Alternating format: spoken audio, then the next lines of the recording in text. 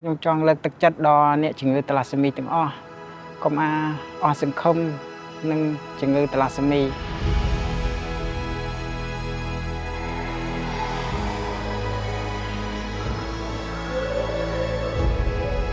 បើមានសូមកុំអន់ចិត្តហើយទទួលយកអ្វីដែលយើងមាននឹងបន្តទៅមុខ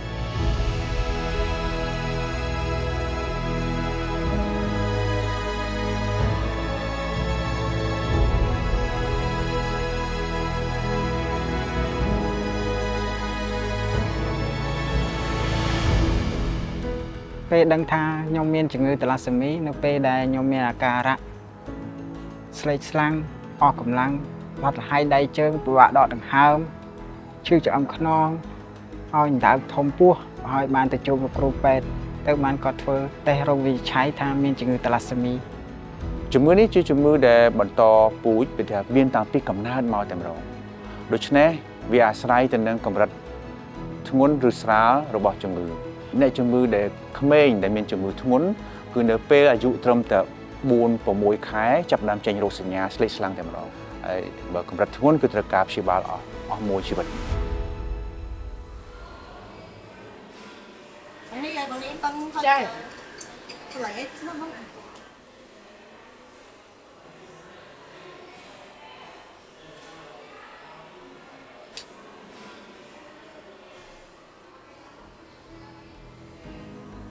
ដោយឡែកក្មេងដែលមានកម្រិតមធ្យមអាចមានអាយុច្រើនជាងនឹង2 ឆ្នាំទៅឬក៏5 ឆ្នាំទៅបានយើងអាចឃើញមានសញ្ញាស្លេកស្លាំងខ្លះអញ្ចឹងណាដោយឡែកអ្នកផ្ទុកមិនមានឃើញរោគសញ្ញាអ្វីទាំងអស់គឺធម្មតាមើលទៅគឺឃើញធម្មតាមានតែការធ្វើតេស្តឈាមទេដែលអាចដឹងថាតើគាត់មានផ្ទុកអត់កាលពីមុន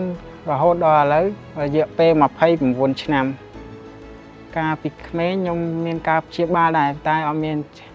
ព្យាបាលបានតាមវិជ្ជាត្រឹមត្រូវដូចថាលោកគ្រូពេទ្យគាត់ពេលខ្លះក៏គាត់អត់មានជំនាញខាងហ្នឹងគាត់បានវិនិច្ឆ័យថាយើងជាជំងឺឈាមសឈាមក្រហមអញ្ចឹងទៅឬក៏ជំងឺខ្វះគ្រាប់ឈាមពេលខ្លះថាយើងខាន់លឿងខ្លះយើងថាយើងដំណពូជតាមអាស្រ័យតែគេថាយើងតែអត់មានបច្ចេកពិតប្រកបអញ្ចឹងណា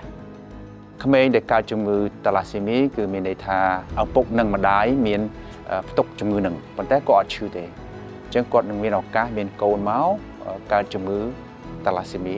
អាចកម្រិតស្រាលមធ្យមឬក៏ធ្ងន់11ឆ្នាំហើយ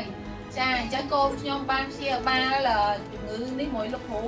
តាមវិជ្ជាបញ្ជាដែលលោកគ្រូណាត់មកឲ្យប្រើថ្នាំអីវាចុះជាតិដែរ In Cambodia, everywhere, there is a lot of developmental bone structural differences that make people quite obviously thalassaemic. So if you know about thalassemia, it's very easy to see in the general population in Cambodia, but most people don't know, including doctors. Everybody needs different things. There is no one answer to help everybody. So Voice helps people in crisis. We help people in crisis access food, shelter, healthcare, safety, education and sustainable livelihoods. ចឹងខ្ញុំសូមសំណូមពរបើបងប្អូនចង់បរិច្ចាគឈាមចង់ជួយសូមមេត្តាជួយដល់អ្នកជំងឺទាំងអស់គាត់បានធូរស្រាលពីជំងឺតាឡាសេមីផងគាត់ពិតជាត្រូវការឈាមនិងការព្យាបាលទៀងទាត់ជាមួយគ្រូពេទ្យ